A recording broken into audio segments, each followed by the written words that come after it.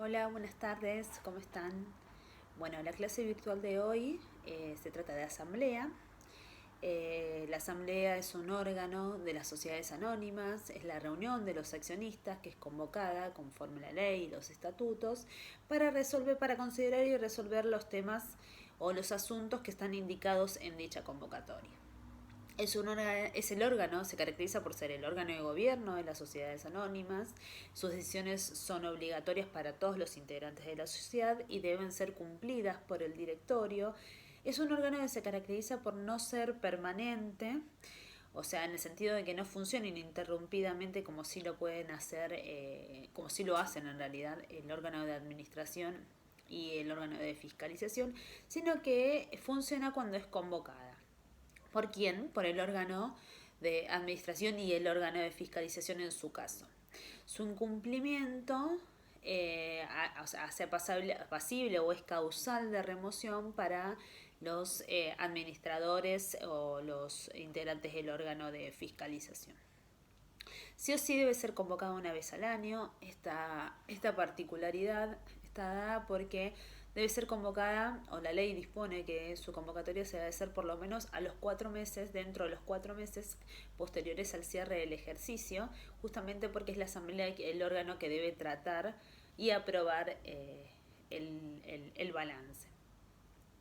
Las facultades que tiene la Asamblea son indelegables, o sea, por cuanto su competencia es exclusiva, no puede ser suplida por las decisiones de los otros órganos de la sociedad anónima y tampoco puede la Asamblea, así como tampoco puede la Asamblea inmiscuirse en los asuntos o en las esferas propias que se encuentran reservadas para el resto de los órganos. Eh, la validez de sus decisiones implica el respeto de la legalidad. Es un acto que se caracteriza por ser ad solemnitatem. Esto quiere decir que el legislador lo ha regulado en forma minuciosa para permitir la participación de todos los accionistas y justamente evitar el abuso por parte eh, de algún digamos, grupo de control que exista. Hay distintas clases de asambleas. La clasificación se va a dividir por los accionistas que participan o por los temas a considerar. Entonces, en función de los accionistas que participan, las asambleas van a ser consideradas asambleas generales o universales o asambleas especiales. Las asambleas generales o universales son aquellas en las que deben asistir, deliberar y votar todos los accionistas de la sociedad, mientras que las asambleas especiales son aquellas en las que solo participan los integrantes de una determinada categoría o clase de accionistas. Estas clases o categorías de accionistas van a ser creadas en el estatuto, o sea, dentro del estatuto de la sociedad nosotros vamos a ver si existen algún tipo de categoría de accionistas, y en función de esto es que cada grupo o cada clase de accionistas va a tener sus asambleas propias. Por otro lado, dijimos que la clasificación de asambleas también puede estar dada por los temas a considerar, y en función de esto tenemos otra clase de asambleas que son las ordinarias y las asambleas extraordinarias. Las asambleas ordinarias son aquellas cuya competencia va a estar determinada en el artículo 234. O sea, en este artículo va a estar, digamos, aquellos temas que van a ser considerados por esta asamblea. Mientras que las asambleas extraordinarias, los temas o la competencia va a estar determinada por el artículo 235. A diferencia de estas clases de asambleas, se puede considerar que existe otra clasificación y está dada por las asambleas unánimes. Las asambleas unánimes son aquellas que no son convocadas por medios de dictos, que ahora vamos a ver cómo es el procedimiento de la convocatoria, y en la que comparecen todos los accionistas. Estos tipos de asambleas en donde no existe la necesidad de una convocatoria a través de una publicación edictal, y en la que sí o sí comparecen todos los accionistas, son muy frecuentes en el caso de las sociedades anónimas cerradas o las sociedades de familia que se suelen interpretar. ¿Por qué? Porque existe una relación tan cercana entre todos los integrantes de la sociedad que basta con comunicar que tal día se va a celebrar la asamblea y van a ir todos ese mismo día, o sea, no hay necesidad de generar el gasto o erogar ese gasto que importa la publicación edictal. Bueno, ya tenemos la clasificación de las asambleas. Entonces dijimos, por un lado, por los accionistas que participan, entonces las asambleas generales o universales por un lado, y por otro lado las asambleas especiales. Y la otra clasificación está dada por los temas que se consideran. Entonces las asambleas ordinarias, que van a deliberar sobre los temas previstos en el artículo 234, y las asambleas extraordinarias que van a deliberar sobre o cuya competencia va a estar dada por el artículo 235. A pesar de todo esto, existe una clasificación que son las asambleas unánimes que no tienen un procedimiento de convocatoria o un requisito de convocatoria propio a las asambleas generales o a todo tipo de asambleas, sino que se dan justamente porque van a participar todos los socios y se caracterizan por, digamos, la ausencia de la publicación edictal. Entonces, sentado esto, tenemos que hablar de las etapas para la formación o la adopción de las decisiones asamblearias. Se entiende que existe todo un tipo de procedimiento, de requisitos que se deben respetar para adoptar una decisión asamblearia. Y están dados primero por los requisitos de convocatoria, luego por los requisitos de reunión y por último por los requisitos de deliberación y voto. ¿Cómo se hace la convocatoria en una asamblea, que vendría a ser el primero de los requisitos? O sea, la asamblea, por empezar, debe ser convocada por el directorio. El directorio va a decidir qué día se va a convocar a asamblea. También se va a encontrar legitimado, dijimos, el órgano de fiscalización o el Consejo de Vigilancia. Esta competencia se la da el artículo 294, inciso 7 de la Ley General de Sociedades. Del mismo modo que puede ser convocada por el órgano, por el directorio, que es el órgano de administración, por el órgano de fiscalización en caso de que el directorio no lo haga y con la competencia que le da el artículo 294, inciso 7. Lo cierto es que también cualquier accionista está habilitado a requerirle al directorio, ante alguna omisión que pueda llegar a existir, el pedido de convocatoria, siempre y cuando este accionista tuviese una participación de cuanto menos el 5% del capital social, salvo que el estatuto no fijara una representación menor, ¿no? Lo que tiene que hacer el accionista es, al momento de solicitarle al directorio que proceda a la convocatoria, es indicar los temas a considerar, digamos, en el orden del día. El acto asambleario debe celebrarse dentro de los 40 días siguientes a ser recibida la solicitud por parte del accionista. Si el directorio o, en su defecto, el órgano de fiscalización omite, digamos, proceder a la convocatoria solicitada por el accionista, este tiene derecho a solicitarla judicialmente o administrativamente. Judicialmente a través de un juez de competencia comercial o administrativamente a través del registro de comercio o la IGJ en el caso de que la sede social de la sociedad sea en la Ciudad Autónoma de Buenos Aires. Estas previsiones están dispuestas en el artículo 236.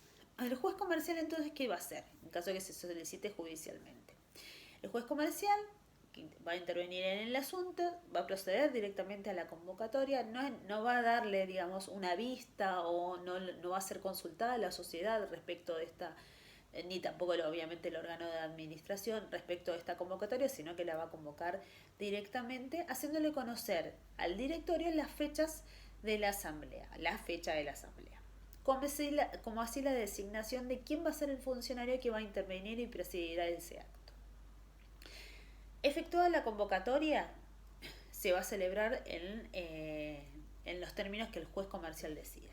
Ahora bien, sigamos con un procedimiento normal en donde es el órgano de administración, en este caso obviamente el directorio, el que efectúa la convocatoria. Una vez efectuada, debe proceder a publicar edictos. Y esto es lo que yo les decía antes, cuando hablábamos de asambleas unánimes. Entonces, lo primero que va a hacer el directorio es publicar edictos. Estos edictos se van a publicar en el boletín oficial de manera obligatoria y en un diario de amplia circulación en la República Argentina cuando se trate, digamos, de las sociedades incluidas en el artículo 299. Bueno, se publican edictos. ¿Por cuántos días? Estos edictos se publican por 5 días. Y con una anticipación de 10 días a la fecha de la convocatoria. Por lo menos 10 días y no más de 30. O sea, dentro de...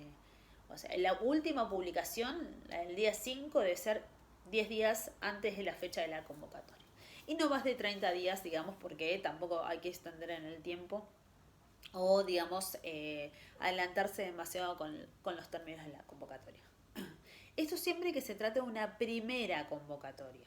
¿Por qué? Pues puede existir una segunda convocatoria y esa segunda convocatoria va a importar que se publiquen edictos por 3 días con una anticipación de 8 días. Esa segunda convocatoria debe celebrarse dentro de los 30 días, de fracasado obviamente el primer acto asambleario, aunque el legislador previó en realidad o autorizó la convocatoria simultánea. Esta convocatoria simultánea está dada ¿por qué? Porque se puede hacer una primera y segunda convocatoria a una asamblea el mismo día, siempre y cuando el estatuto lo autorice. Esta digamos, convocatoria simultánea debe hacerse con una hora de diferencia entre la primera y la segunda, conforme lo dispuesto en el artículo 237, infine. Entonces dijimos que la convocatoria se debe hacer la primera convocatoria se deben publicar edictos por 5 días. Se debe realizar con 10 días de anticipación y no más de 30. Mientras que en la segunda convocatoria se deben publicar edictos por 3 días con una anticipación mínima de 8 días a la fecha, digamos, de la segunda convocatoria. Y sí o sí debe haber una diferencia de 30 días entre la primera y segunda convocatoria, ¿no? Sin embargo, el legislador autorizó una convocatoria simultánea, que esto quiere decir que la primera y segunda convocatoria se va a realizar el mismo día.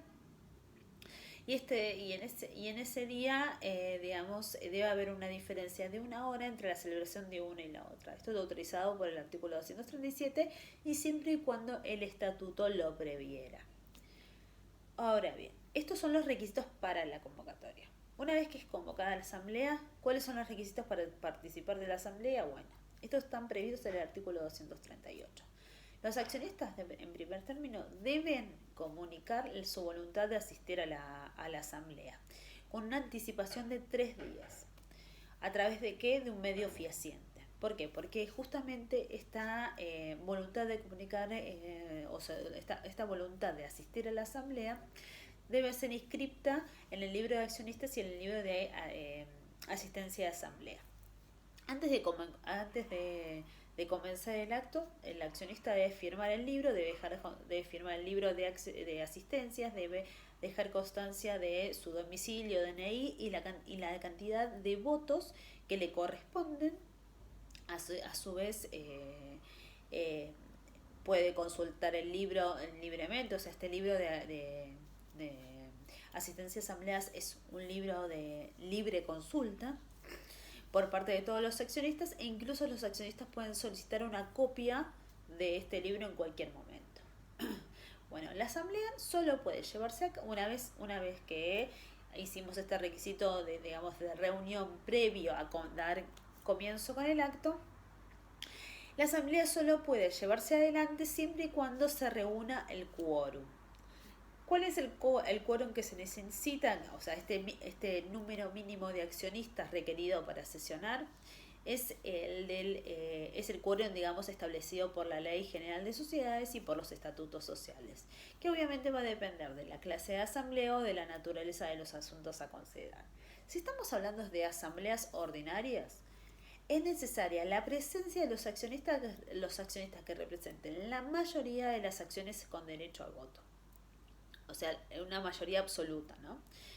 En primera convocatoria. Mientras que para la segunda convocatoria es necesaria, no es necesaria, digamos, una mayoría absoluta de de accionistas presentes, sino que basta con los que se encuentran en la asamblea. Entonces, para la asamblea ordinaria dijimos, en primera convocatoria es necesaria la presencia de la mayoría de los accionistas con derecho a voto, mientras que para la segunda convocatoria es suficiente cualquier número de accionistas.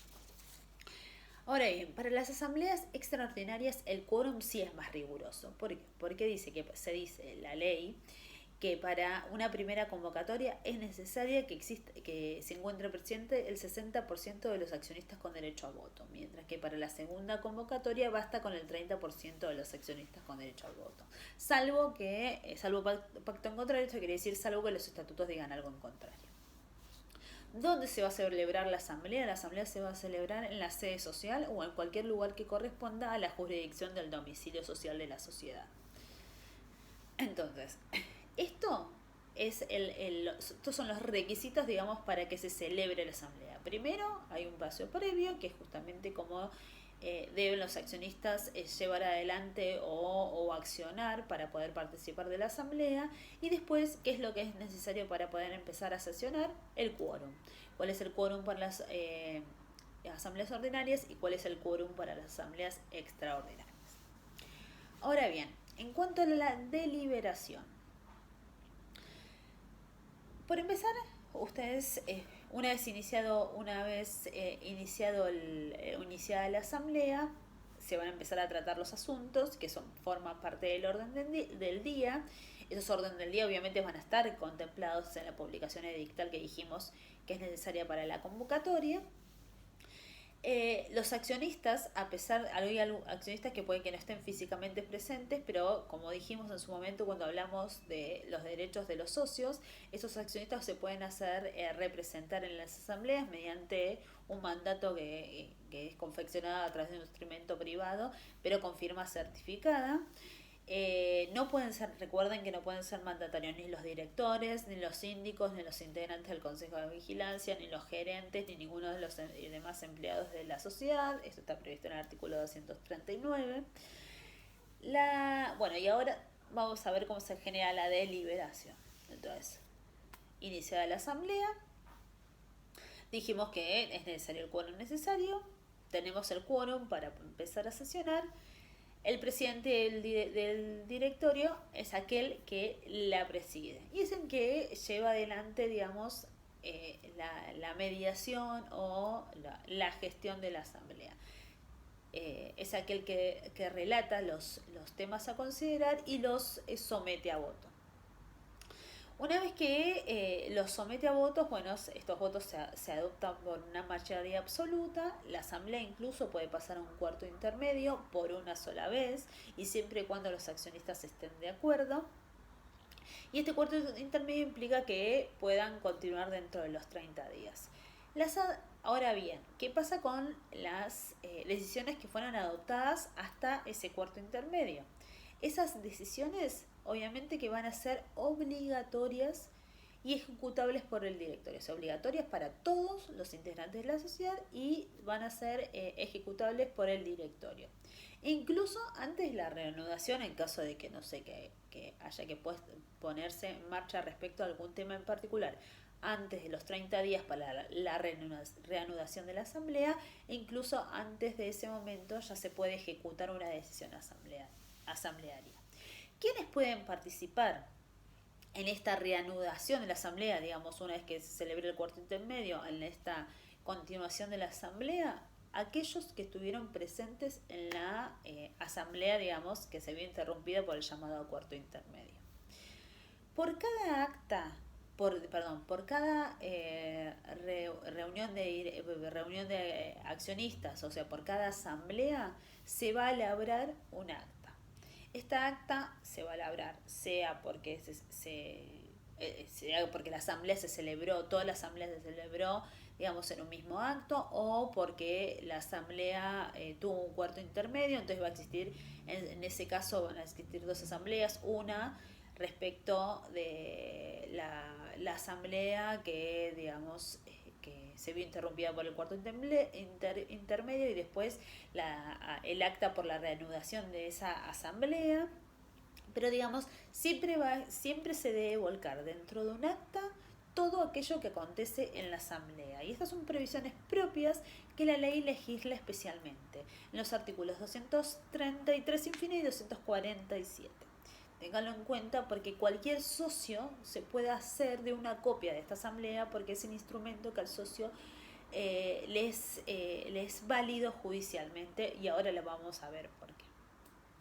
Entonces, antes de ir con eso, les quiero aclarar que recuerden que todos los socios, obviamente que en el momento de la deliberación de los temas a tratar, tienen derecho a voz. Entonces, es parte de los derechos que hablamos en su momento de los derechos de los socios. O sea, así como los socios tienen derecho a voz, además del derecho a voto, que es el derecho político por excelencia, también tienen este derecho a voz los integrantes del directorio, con síndicos o consejos de vigilancia que se encuentren presentes en el momento de la asamblea.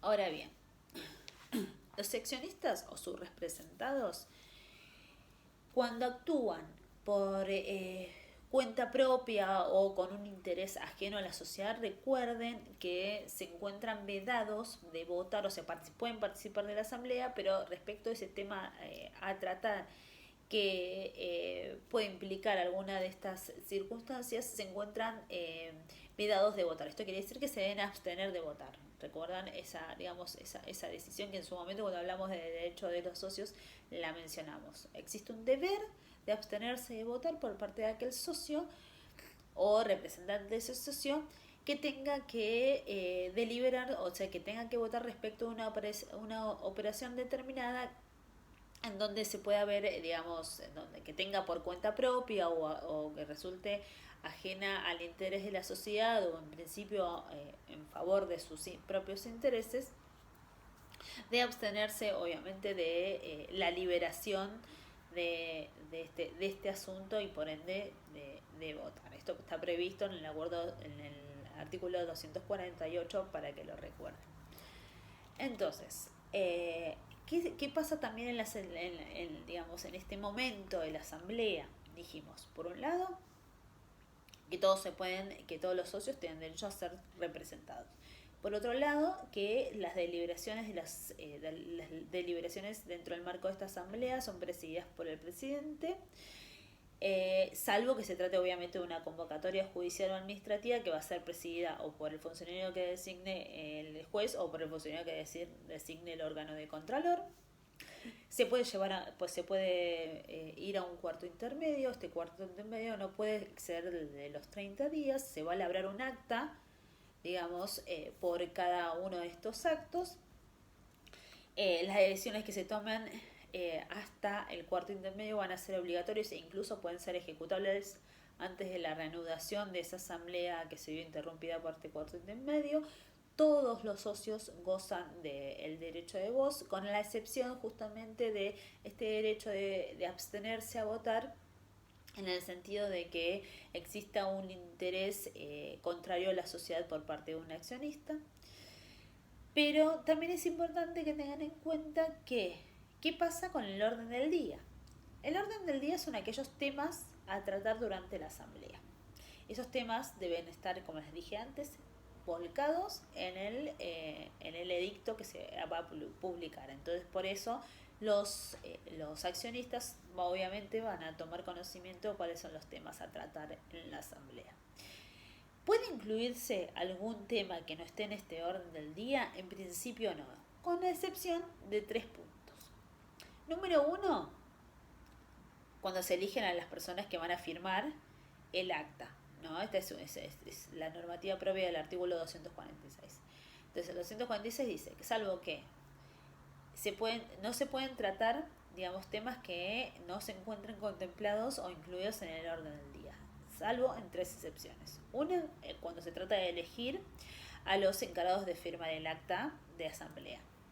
Cuando estuviera presente la totalidad del capital y se adopte por la unanimidad la idea se adopte por la propuesta justamente de incluir un asunto nuevo en este orden del día. O que se trate justamente la promoción de acciones de responsabilidad contra los integrantes del directorio o los síndicos, que es obviamente, y esta es una decisión que es consecuencia de una resolución incluida dentro del orden del día. ¿Qué quiero decir con esto? No sé, la gestión del directorio no es aprobada, ¿no? La gestión del directorio no es aprobada dentro del orden del día, no es aprobada, perdón, dentro de la asamblea. Bueno, empecemos de vuelta. Lo que quiere decir con esto es, nosotros tenemos un orden del día que dispone la aprobación de una gestión del directorio. Esa gestión no es aprobada. Entonces, ¿por qué? Porque vieron ciertas irregularidades o lo que fuere. Entonces, en el caso que los mismos accionistas consideren necesaria que iniciar una acción de remoción contra los integrantes del directorio, digamos, por esa gestión, ese tema sí puede ser tratado, ¿no? Esa particularidad o ese supuesto sí puede ser tratado por la asamblea a pesar de no estar incluida dentro del orden del día. ¿Por qué? Porque justamente hace a un tema que sí fue tratado. Bueno, es para como digamos, para darles un ejemplo que les resulte mucho más claro que cuando lo leen de la ley. ¿Cuál es el régimen de mayorías? Antes se los mencioné, el régimen de mayorías es en la mayoría absoluta de votos presentes para ambos tipos de asambleas, o sea, para asambleas ordinarias y asambleas extraordinarias, esto quiere decir la mitad más uno. El artículo 244 infine, no obstante, prevé que hay determinados casos en donde la mayoría absoluta se adopta de manera diferente. Estos son supuestos especiales que los pueden leer dentro del artículo. Hay también otro supuesto en donde no se adopta, digamos, esta mayoría absoluta, sino que es necesaria la unanimidad, que solo es requerida, digamos, en los casos de reconducción de la sociedad. Pero, digamos, salvo en los supuestos especiales y en el caso de la reconducción de la sociedad, que se solicita la unanimidad de socios, basta, digamos, que las decisiones sean aprobadas con una mayoría absoluta. Ahora bien, ¿cuáles son los efectos de las decisiones asamblearias? O sea, ¿qué pasa una vez clausurado el acto asambleario, tratados todos los temas y demás? Tratados todos los temas, aprobados por mayoría, no o no. Todas las decisiones adoptadas son obligatorias para todos los accionistas y deben ser cumplidas por el directorio, eso ya lo dijimos, es parte de la norma del artículo 233. Ahora bien, esta obligatoriedad, ¿no? Prevé ciertas excepciones. Una de estas excepciones está por el derecho de receso. No sé si recuerdan que cuando nosotros hablamos de socios, hablamos del derecho de receso. El derecho de receso, se los mencioné, está previsto en el artículo 245. Puede ser ejercida por aquel accionista que votó en contra o estuvo ausente en esa asamblea, digamos, cuyas decisiones pretende cuestionar. Otra de las excepciones justamente de esta falta de obligatoriedad de las decisiones adoptadas en la asamblea es cuando, digamos, esos temas que fueron considerados son contrarios a la ley o al estatuto o al reglamento de la sociedad, o en su defecto son adoptadas en perjuicio a un grupo de accionistas. ¿Por qué? Porque se entiende que hay un abuso de las mayorías.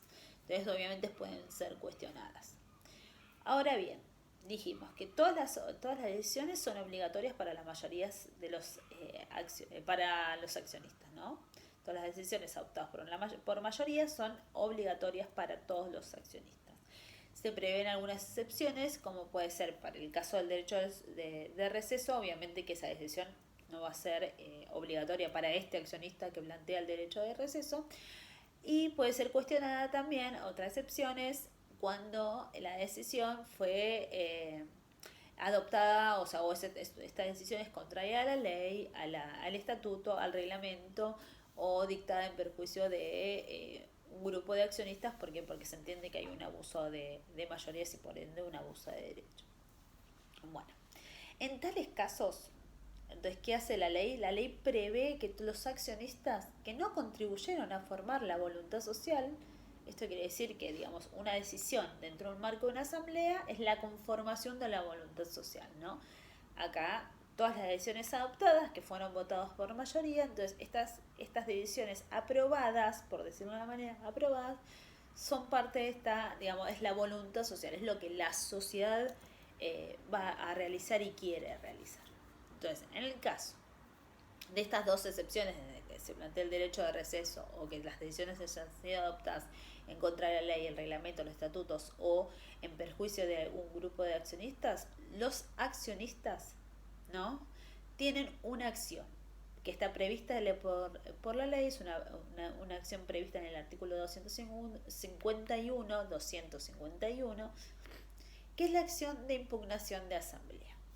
Esta acción de impugnación de asamblea debe ser promovida dentro de los 3 meses de clausurada la asamblea cuya decisión se quiere impugnar. Se trata obviamente de un derecho que es inderogable para todos los accionistas, que está justamente reglamentado o fijado legalmente a fin de controlar el funcionamiento legal de la sociedad. Sin embargo, lo que hace la ley es prever un plazo brevísimo, porque ustedes ven que son solamente de 3 meses.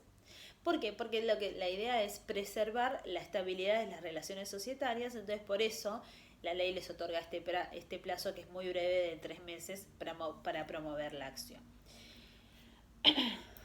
¿Qué importa esta acción de nulidad? Importa la acción de impugnación de asamblea, importa la nulidad de los acuerdos asamblearios, que pueden ser obviamente como consecuencia de las irregularidades dentro de la convocatoria, de la formación, en la celebración, o sea, son cosas que debe alegar el accionista, ¿no? O que hay una ilegitimidad de la decisión adoptada.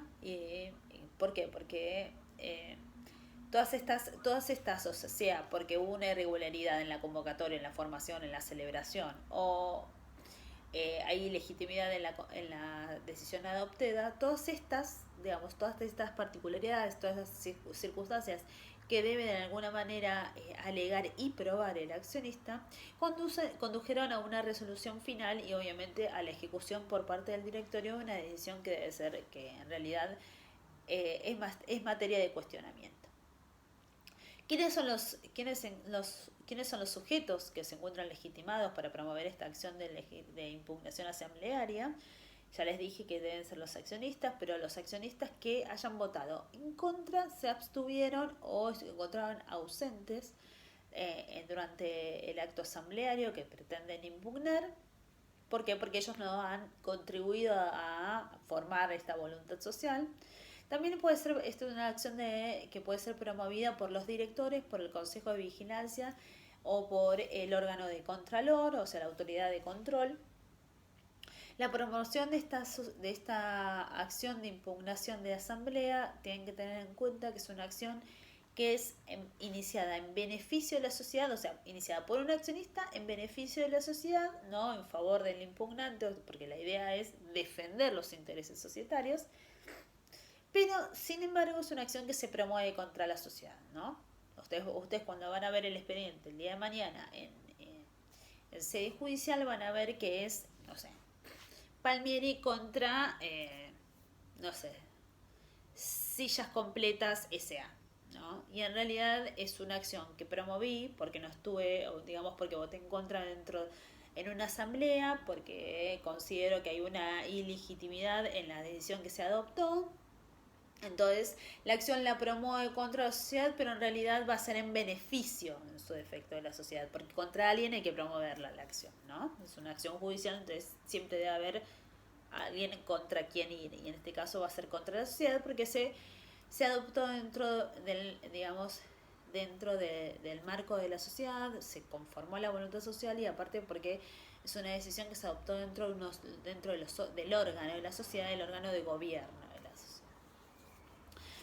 Entonces, dijimos que es una acción que se promueve contra la sociedad, que obviamente que es una acción que, aunque ustedes no lo crean, es una que nosotros podemos promover dentro de los 3 meses posteriores a la clausura de la asamblea, pero recién cumplido, o sea, sellado el plazo de los 3 meses desde la asamblea, recién ahí es como que comienza el trámite del procedimiento. ¿Por qué? te dirán, ¿por qué empieza el proceso judicial después de 3 meses de clausura de asamblea si yo promoví antes la acción? En realidad comienza porque a partir de los 3 meses porque puede haber otros accionistas que también inician estas acciones de impugnación. Entonces, si hay otros accionistas que iniciaron esta acción de impugnación, todas se acumulan en un mismo proceso. Entonces, por eso se inicia después de los 3 meses. Es un plazo, digamos, del que parte la ley, es un plazo breve para que no sea muy extenso y además justamente para lograr estabilidad en las relaciones societarias, sino además para poder concentrar o acumular todos los procesos societarios de la misma índole, porque tienen el mismo contenido en realidad, ¿no? Se trata de la misma asamblea que van a cuestionar.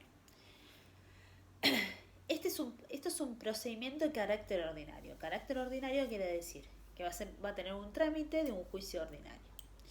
Sin embargo, existe la posibilidad de suspender en forma provisoria la ejecución de la decisión adoptada en esta asamblea, que obviamente es atacada de nulidad, ¿no? Este pedido de suspensión está previsto en el artículo 256 y es entendido como una medida cautelar que consiste justamente en suspender la ejecución de ese acto que es impugnado judicialmente. Ahora bien, el peticionante de esta cautelar, que va a ser el mismo que promueve justamente la impugnación de la asamblea, este peticionante lo que debe hacer es acreditar que el perjuicio es apreciablemente mayor, o sea, el perjuicio que se va a generar es apreciablemente mayor que el que se seguiría para la sociedad. O sea, debe acreditar justamente que hay un perjuicio muy grave. Que obviamente además debe acreditar como toda medida cautelar todos los requisitos de la verosimilitud del derecho y el peligro de la demora propios del artículo 198 del Código Procesal Civil y Comercial. La interpretación para que el juez dé esta medida cautelar es de carácter restrictivo para su otorgamiento. Esto está previsto en el artículo 252. Entonces, es una medida cautelar que exige, en principio, el cumplimiento de la verosimilitud en el derecho y el peligro de la demora. Esto quiere decir, verosimilitud en el derecho estamos hablando de un requisito propio de toda medida cautelar que implica reconocer que yo tengo el derecho de pedir esa cautelar y tengo que demostrar que lo tengo. En el caso de un accionista, ¿cómo demuestra que que tiene el derecho, o sea, ¿no? Que tiene el derecho para pedir esta cautelar? A través de la tenencia de los títulos, ¿no? Por eso puedes pedir una copia del libro de accionistas. Y el peligro de la demora implica que cuanto más se deje transcurrir el tiempo, más gravosa puede ser el acatamiento de esa medida o la ejecución de esa decisión asamblearia por parte del directorio. Entonces, lo que pretende el acreedor, accionista peticionante de la medida cautelar y de esta acción de impugnación de asamblea es frenar en cuanto más rápido sea la ejecución de la decisión asamblearia. Entonces, para ello justamente es necesario acreditar el perjuicio, es necesario acreditar la verosimilitud en el derecho y el peligro de la demora.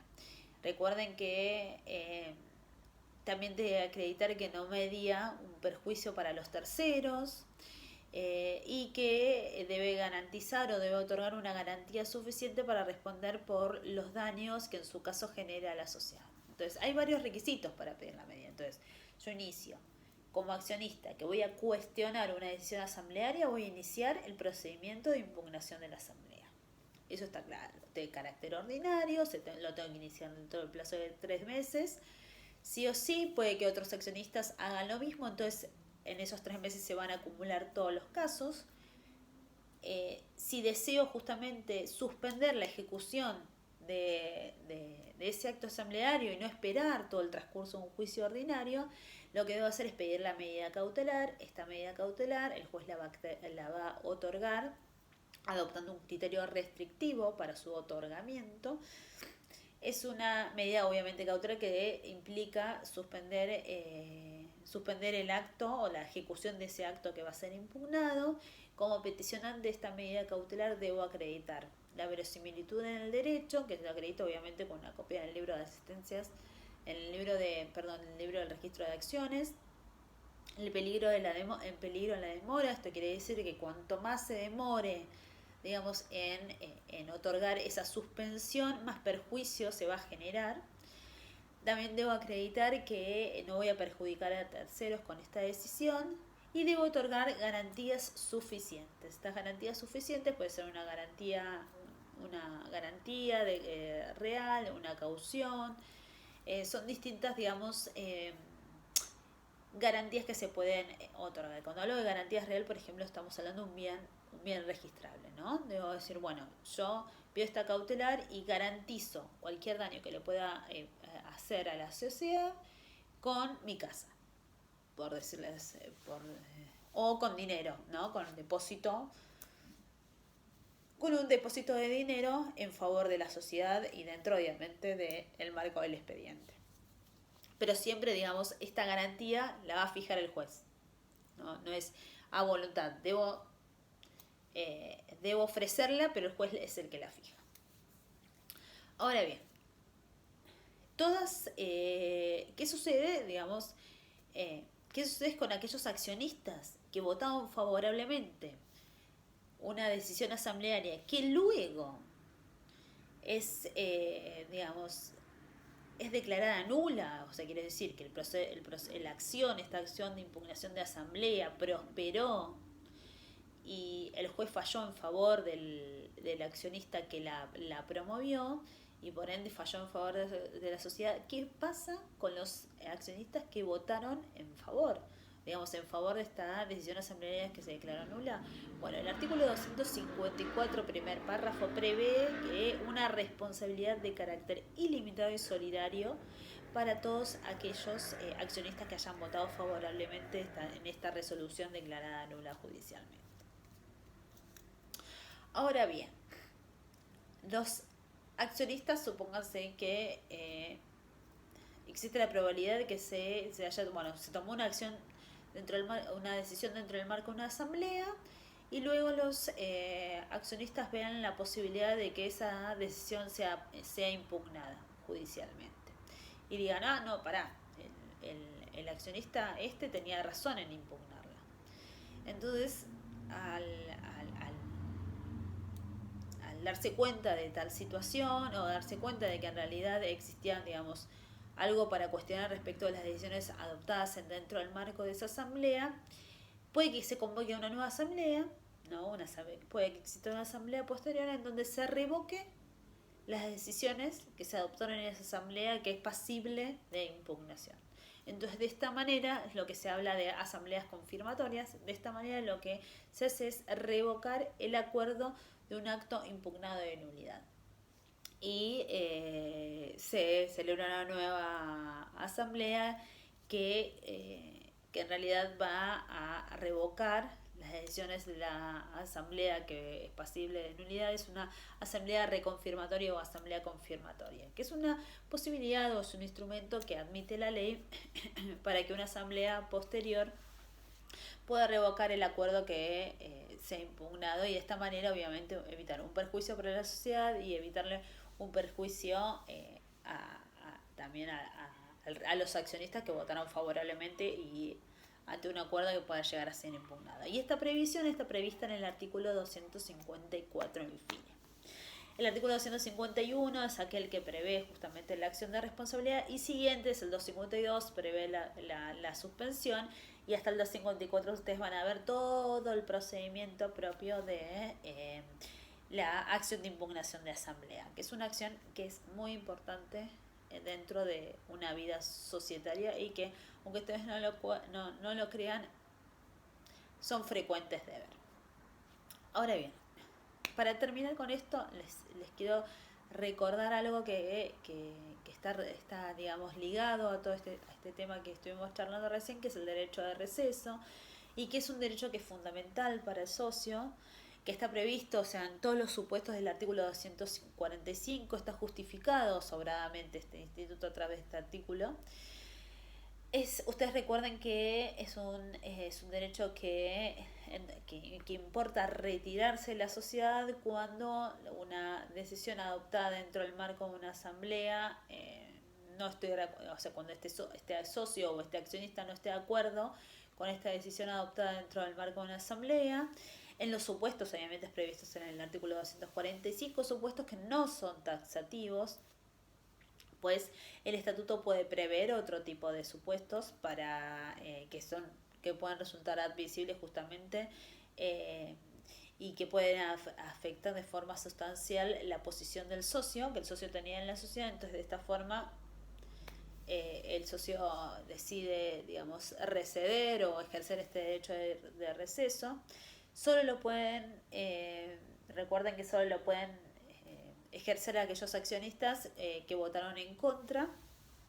Lo pueden hacer dentro de los 5 días de celebrar la asamblea, y si existe, por ejemplo, también lo pueden ejercer los accionistas que se encontraban ausentes, y para este caso estos accionistas tienen 15 días para ejercer este derecho de receder. La voluntad de receder obviamente debe notificarse de forma fehaciente a la sociedad o a través de cualquier medio que resulte fehaciente. ¿Y por qué les hablo de esto? Porque la voluntad de receder o el derecho de receder por parte de un socio, de un accionista, importa para la sociedad cierto perjuicio. Porque la sociedad, ustedes si leen el artículo 245 y siguientes, van a ver todo lo que la sociedad tiene que hacer como consecuencia de esta voluntad que ejerce el socio, este derecho que ejerce el socio. En realidad es un perjuicio que se genera a la sociedad, pero también es cierto que este socio tiene todo el derecho de hacerlo ante una decisión que considera o arbitraria o que considera que puede ser impugnada y que va a afectar seriamente su posición dentro de la sociedad. Pero bueno, es una lectura que les encomiendo para digamos, entender en favor, digamos, entender un poco el Instituto del Derecho de Receso, que tan importante es que, o sea, si bien lo vimos antes cuando en las unidades anteriores cuando hablamos de socios y hablamos del derecho de receso, es importante que en materia de sociedades anónimas tengan una lectura un poquito más intensa respecto a este tema. Pero bueno, esto es todo por hoy. Sé que es una clase que fue bastante larga, pero la verdad que asamblea lo merece. Es importante obviamente que recuerden que es las características propias de la asamblea, qué es la asamblea, qué tipos de asambleas existen, cómo es el tema de la convocatoria, cómo se va a desarrollar la reunión, cómo se desarrolla la deliberación y votos, qué sucede con las decisiones adoptadas dentro del marco de una asamblea, qué sucede cuando un accionista no está de acuerdo o está en contra o votó en contra, ¿no? En su caso, respecto a unas decisiones asamblearias, qué es lo que puede hacer este accionista, la importancia de la acción de impugnación de asamblea y de la medida cautelar de suspensión provisoria de la ejecución de la decisión asamblearia atacada en nulidad, que es la prevista en el artículo 252. Son temas muy, pero muy importantes. Bueno, como saben ustedes, ya estoy digamos, abierta para cualquier consulta que ustedes tengan por Classroom y bueno, espero serles útil. No me maten porque es larga la clase, pero la verdad que es un tema que lo merece. Así que bueno, hasta la próxima y espero que estén muy bien. Adiós.